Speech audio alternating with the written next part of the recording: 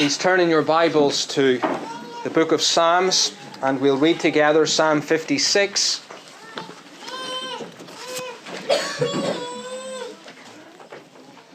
Psalm 56. To the chief musician upon Jonath Elem Rechochim, Miktam of David, when the Philistines took him in Gath. Be merciful unto me, O God, for man would swallow me up. He fighting daily oppresseth me. Mine enemies would daily swallow me up. For they be many that fight against me, O thou most high. What time I am afraid, I will trust in thee. In God I will praise his word. In God I have put my trust. I will not fear what flesh can do unto me. Every day they wrest my words. All their thoughts are against me for evil. They gather themselves together. They hide themselves. They mark my steps when they wait for my soul. Shall they escape by iniquity? In thine anger, cast down the people, O God. Thou tellest my wanderings. Put thou my tears into thy bottle. Are they not in thy book? When I cry unto thee, then shall mine enemies turn back. This I know, for God is for me. In God will I praise his word. In the Lord will I praise his word. In God have I put my trust. I will not be afraid what man can do unto me. Thy vows are upon me, O God. I will render praises unto thee. For thou hast delivered my soul from death. Wilt not thou deliver my feet from falling, that I may walk before God in the light of the living? Amen.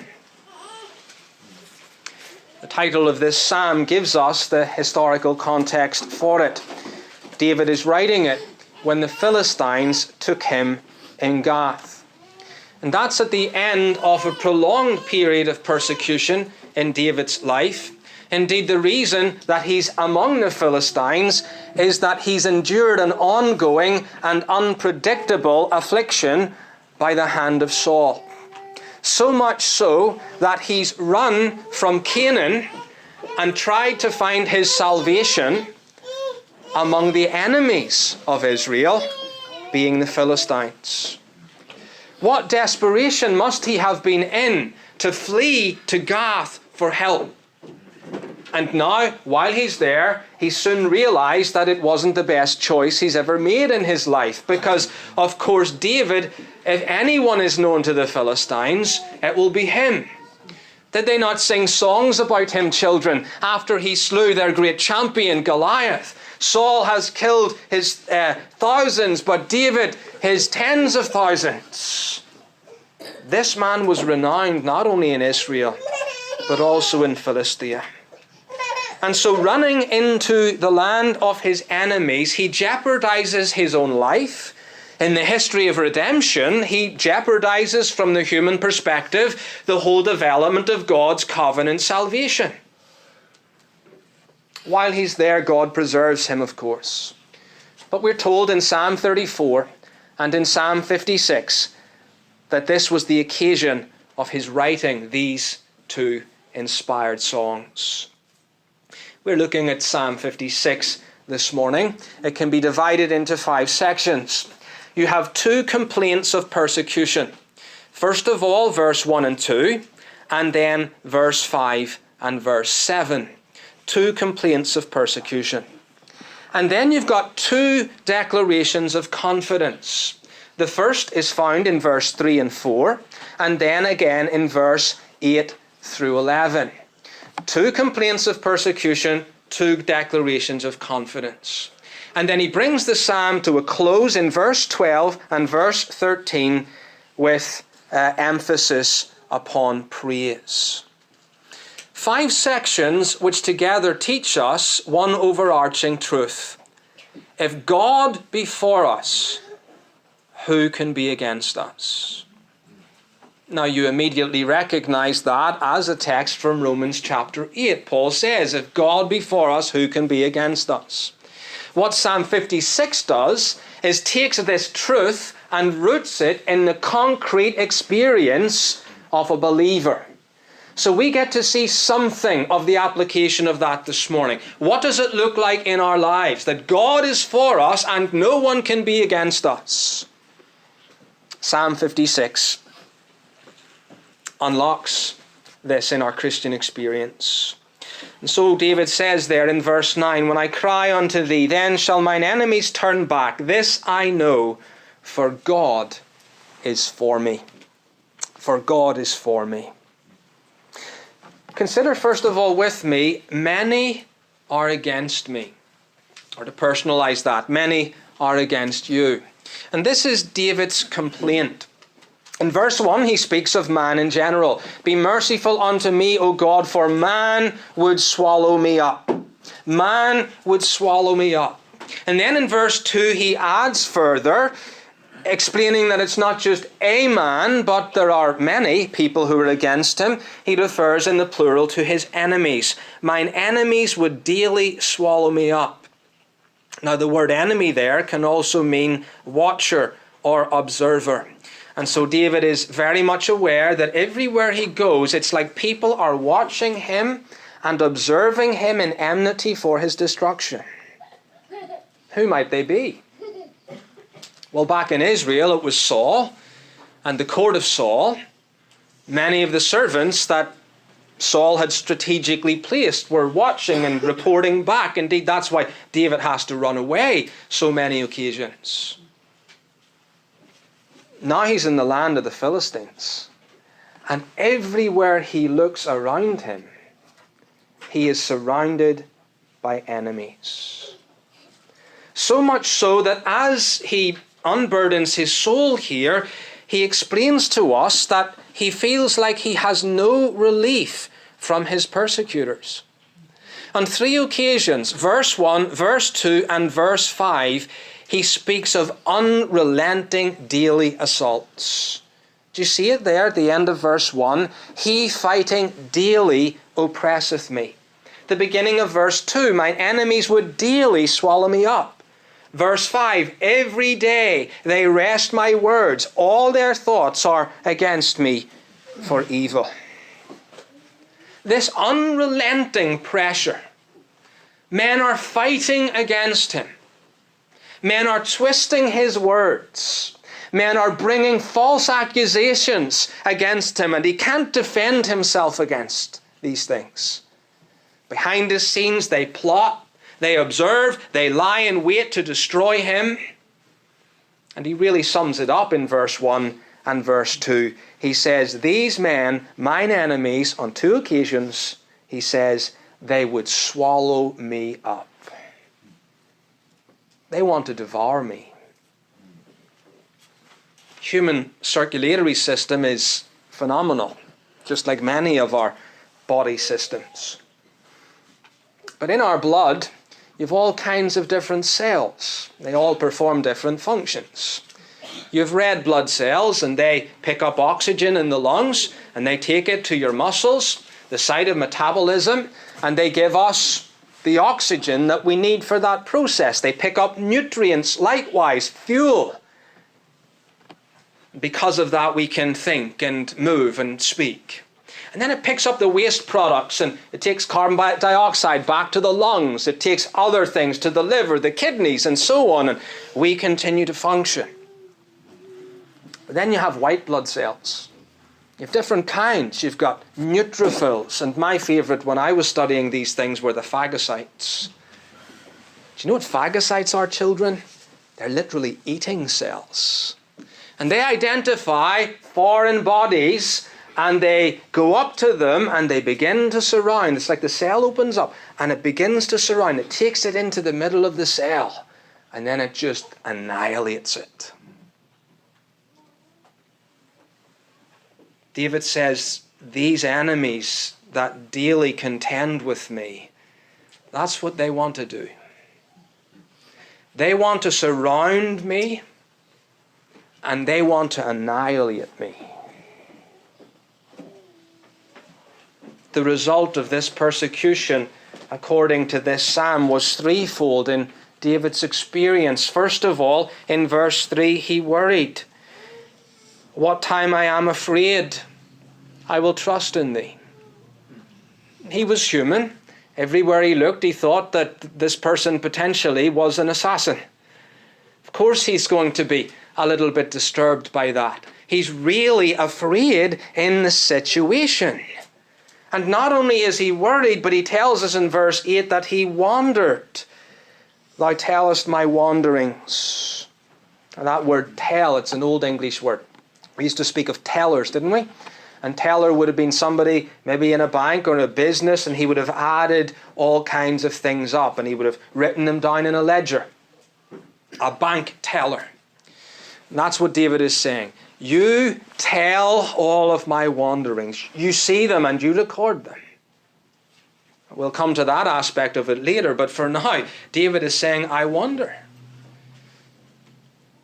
So Saul persecutes him. He heads north. He finds no rest there. He moves west. After that, he goes south. He's still persecuted. He goes east. Read the story in 1 Samuel and the chapters leading up to chapter 21.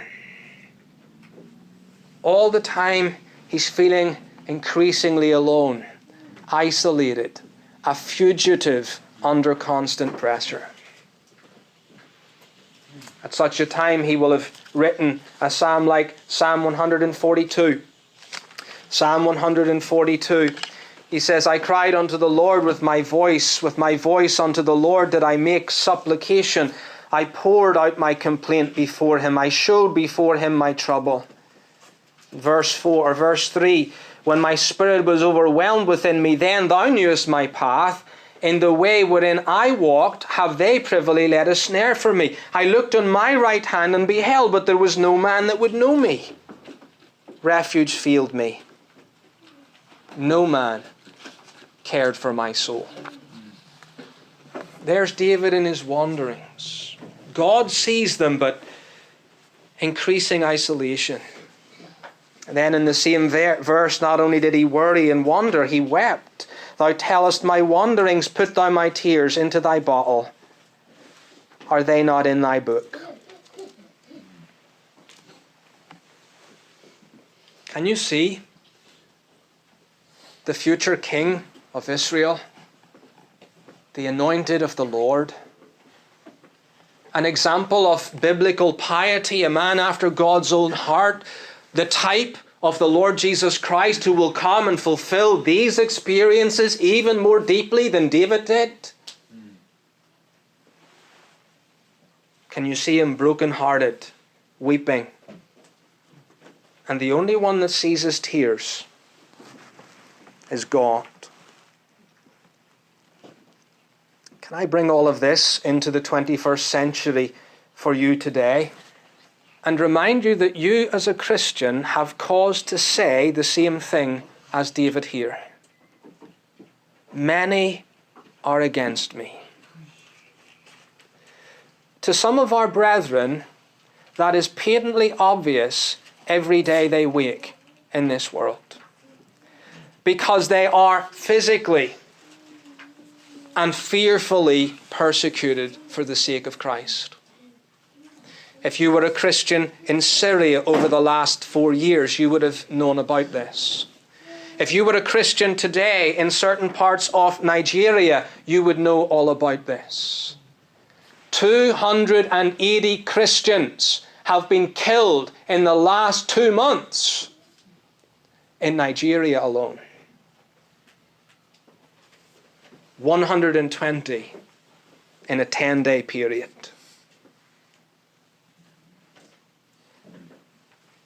I hope the church in Nigeria sings psalms. What a help a psalm like this would be for them. It's not our experience here. Everybody smiles at us everywhere we go. They don't really care much that we're Christians as long as we don't tell them how to live. And even then, they're not going to kill us. But there's not a day that you rise in this world when there are not many against you. And we can be lulled into a false sense of security concerning this. I want you to understand today, and I want you to get this point from your earliest days as children. The world is not for you. The world is not for you. The world is not indifferent toward you.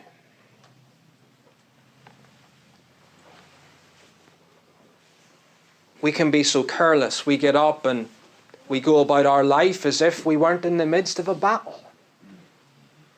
And when you speak the way I'm speaking today, you might be tempted to think, oh, well, this is a little bit over the top.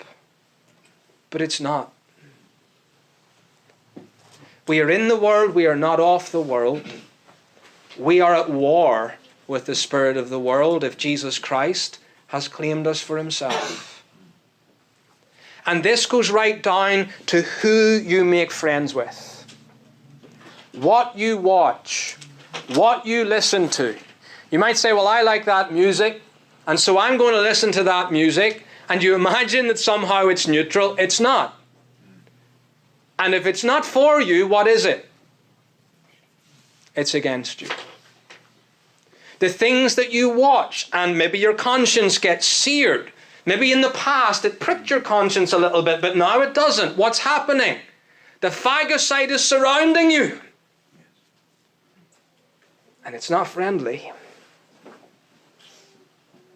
And then, not only do you have these tangible things in your life, but you have an army of unseen adversaries, Satan's phagocytes, and they identify you as one of God's people. And they identify you in order to surround you, so that they might annihilate you. Every day you open your eyes in this world, you awake as a Christian on a battlefield. And there's no peace. A number of years ago, we got to visit the First World War battle sites. We went to the Somme where my grandfather fought. The first thing that strikes you when you go there is that it's beautiful. You've got rolling hills and little rivers, and all the grass is green. And if you go in spring or early summer, it's very likely that you'll have blue sky. And you could just sit there. Sit there comfortably and relax all day. But about 100 years ago, it was a mud and bloodbath. Shells were exploding, men were screaming, there was barbed wire, smoke, mustard gas. What explains the difference? Well, you see, the war was over. And so you can go to the Somme today and you can sit down and relax and take in the scenery. Christians imagine life is like that. But that doesn't happen to us until heaven.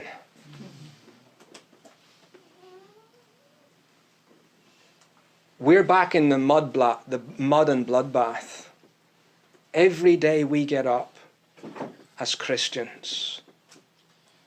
And if you are aware of that, which sadly we're not, but if you are, we are going to have to deal with battle emotions like what David is going through here.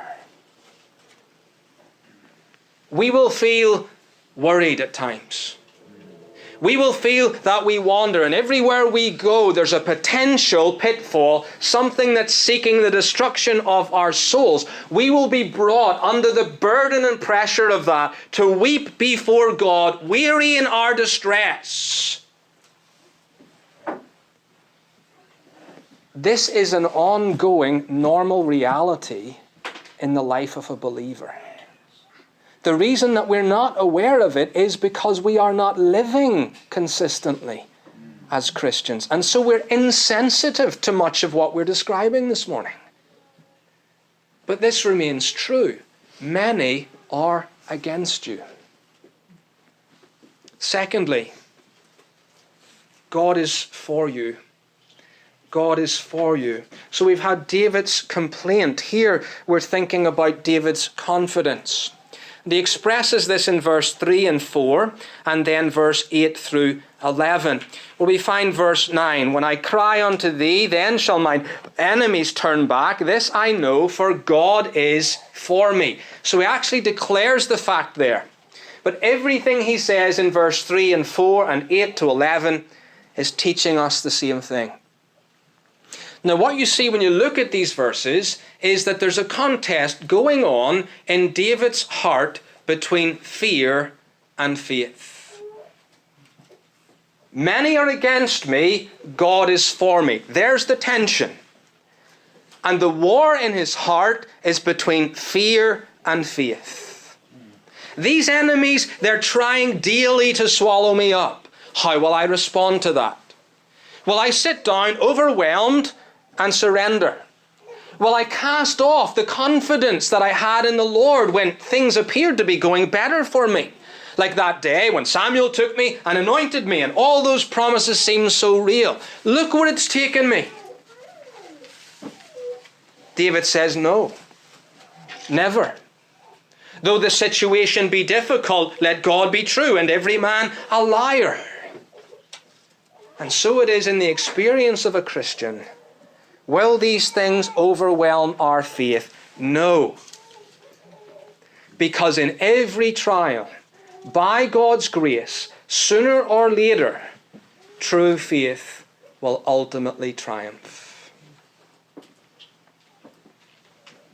Do you know what the faith of God's people is like? It's like a cork. Maybe you can get a cork someday this week, Keely. And what I want you to do is fill a basin of water and get the cork and put the cork at the bottom of it. What do you think is going to happen? Is the cork going to stay at the bottom of the water? No. And suppose I told you, I want you to do it 100 times. What do you think would happen? Well, 50 times it might stay there. No. 100 times that cork will keep coming to the surface of the water. That's like the genuine faith of God's people in the midst of their trials. Look what David says, verse 3. When I am afraid, and he was afraid, I will trust in thee. Fear and unbelief, they're the best of friends. What does faith do? Faith hijacks the relationship and breaks it up. When I fear, I will trust in thee.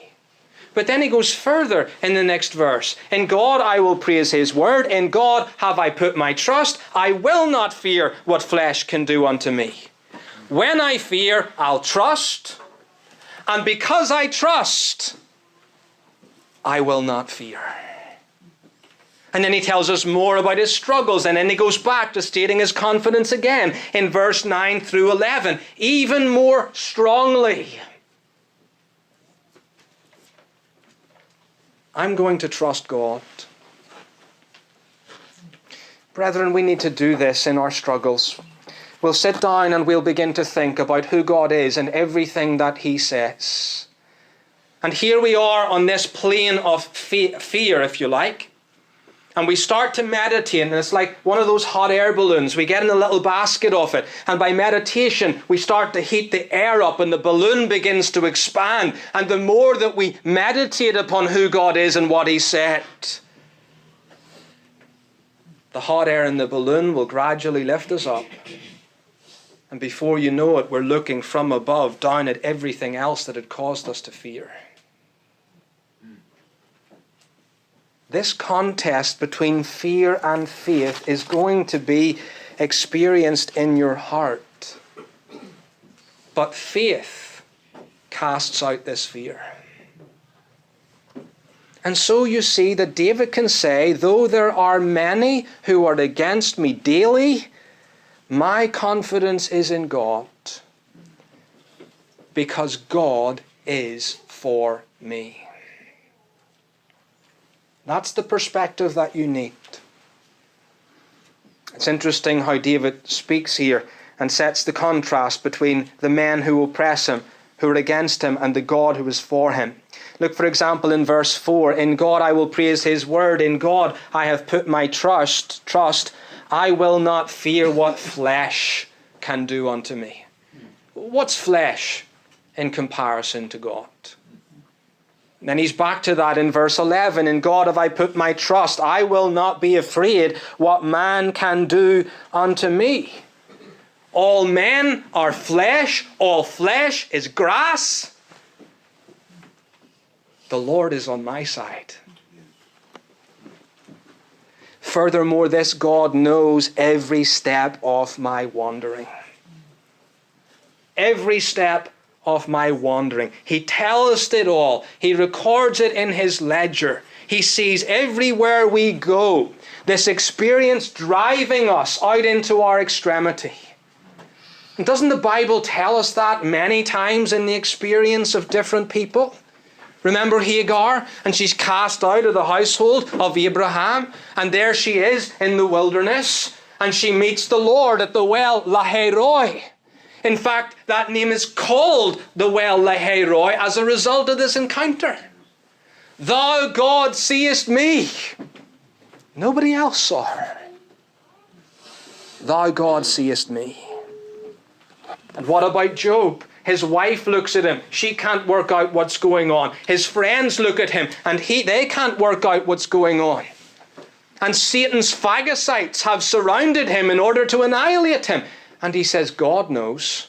God knows what's going on. He knoweth the way that I take. In the language of our text, he tells all my wanderings. He knows every step. And when he hath tried me, I will come forth as gold. He knows every step of your wandering. He records every tear of your weeping. You get down broken-hearted before God and maybe a few drops fall from your eyes. They're seen by the Lord.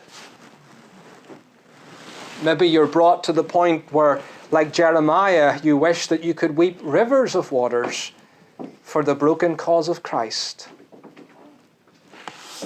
And David reminds us that every single one of our tears is seen by God.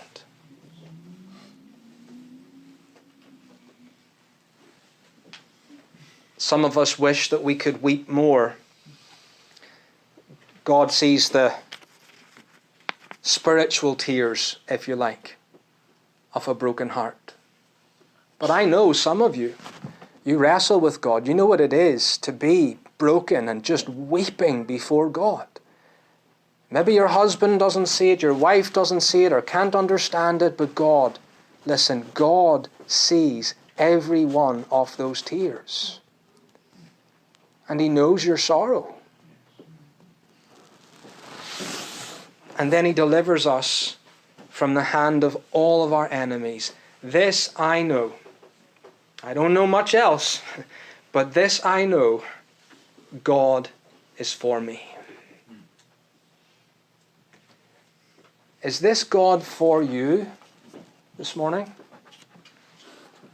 I hope you can say yes, because if he's not, never mind all these people who were against David. That's nothing in comparison with having the Lord against you. Against you in life, even more solemnly against you in hell for all eternity. You want to have this God for you this morning by coming to the Lord Jesus Christ. But having God for you, the next question then is, who or what can be against you?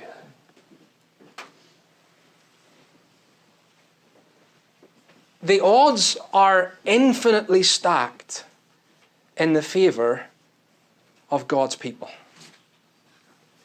You know, we hear of these fights, these boxing fights, or this other cage fighting, which is quite popular now. And, you know, you see advertisements for this, and you've got the favourite, and you've got the underdog, or maybe they're evenly matched. And suppose you have all the betting agencies, and they're giving you the odds as to who they think is going to win. But in this fight, they wouldn't even give you odds. You wouldn't even be allowed to make a bet. Because there's only one outcome. Satan, with all of his minions, in league with the world and all of its enmity, will never once in the history of time win against one of God's elect. That's quite a thought.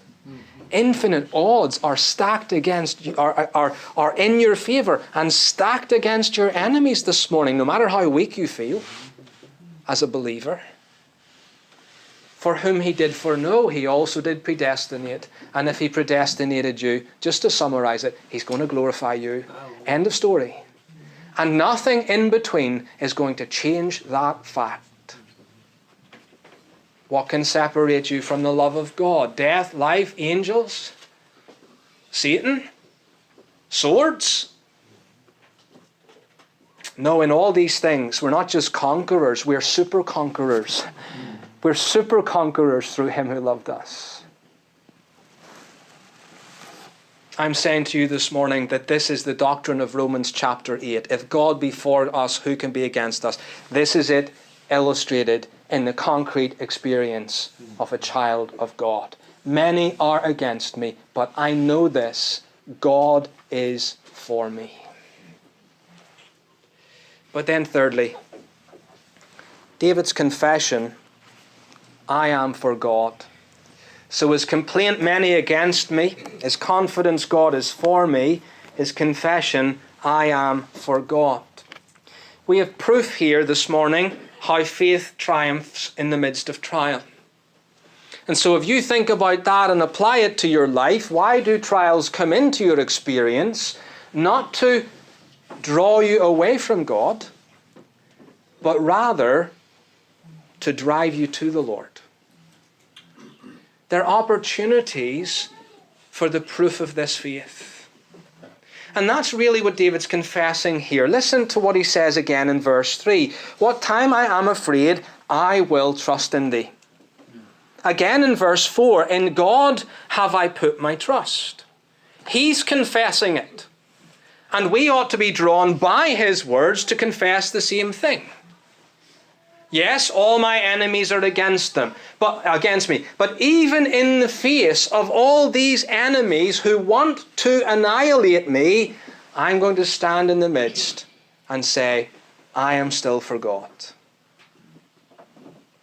Do you see it there at the end of the psalm, verse 12? Thy vows are upon me, O God. I will render praises unto thee, for thou hast delivered my soul from death. Wilt thou not deliver my feet from falling, that I may walk before God in the light of the living?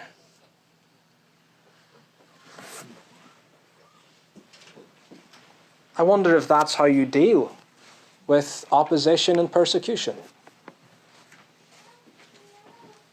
You go back in church history, there's that well-known encounter, the time of the Arian controversy with Athanasius, as Athanasius was defending the orthodox doctrine of the Trinity.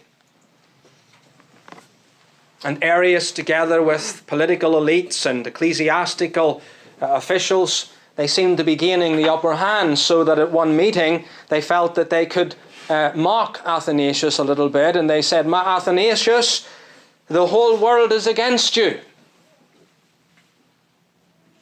Many are against me.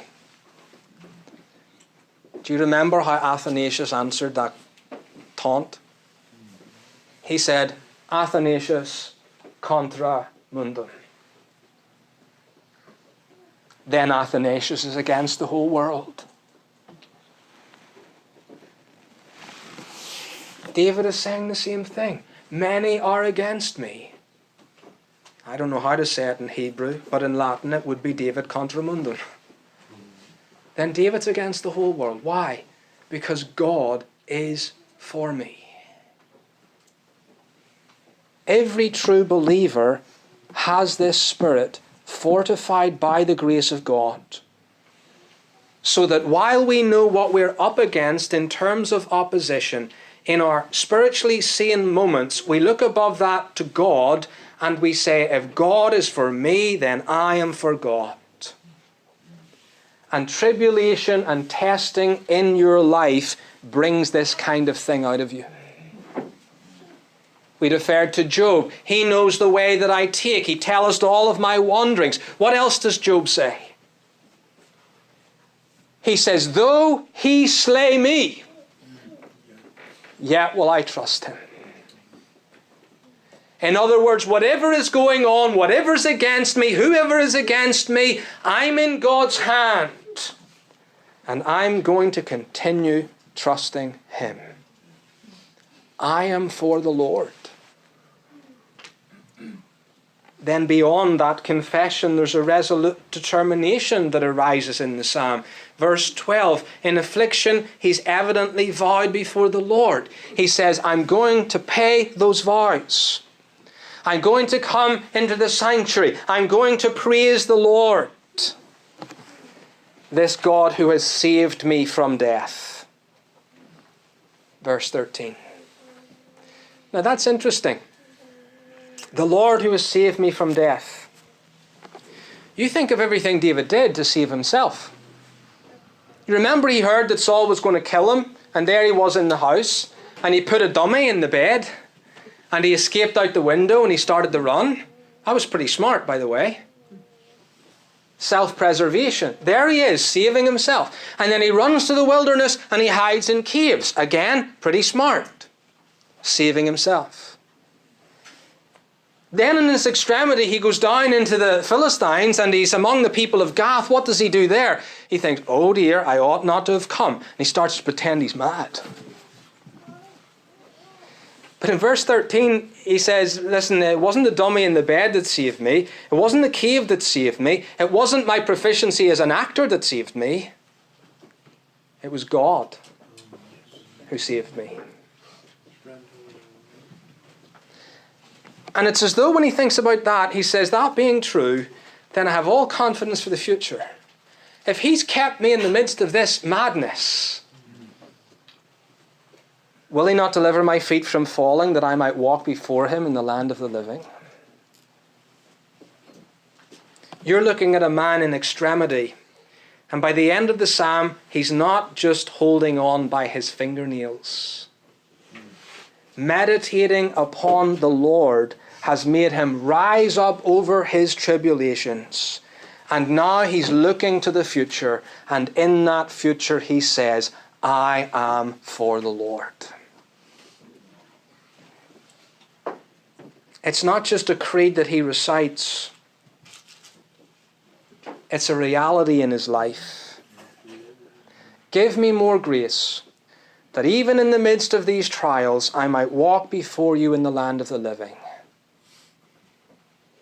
Are you for God like that? That's a searching question. Are you for God like that? You see, it's easy to be for God when everything seems to be for us.